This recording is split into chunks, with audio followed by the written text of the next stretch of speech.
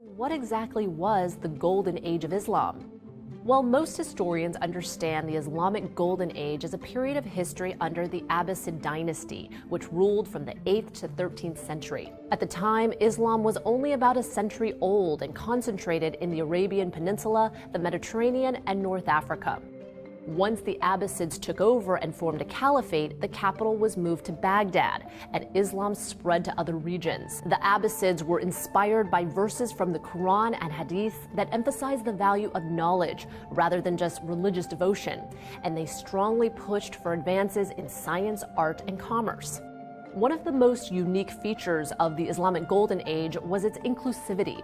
In Baghdad, the ruling caliph created a house of wisdom. Here, Christian and Jewish scholars were invited to join their Muslim counterparts to share ideas, information, and creative work, which was all translated into Arabic.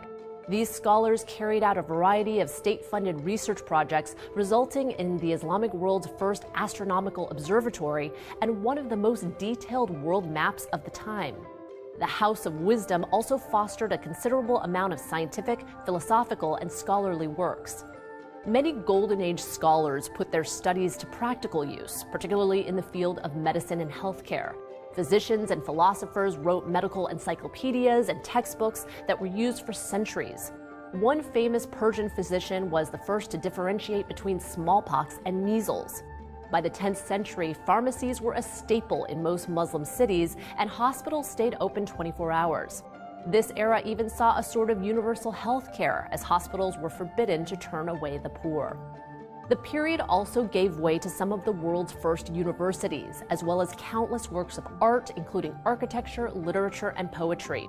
The Golden Age also saw the foundation of Sufism, which is a mystical Islamic philosophy that promotes peace, education, and philanthropy. Millions of people still adhere to Sufism, and the practice has been promoted as an alternative to radical forms of Islam.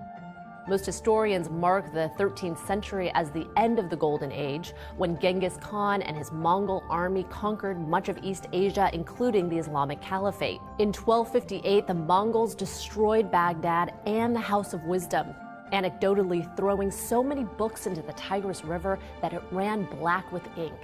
The Caliphate was completely demolished.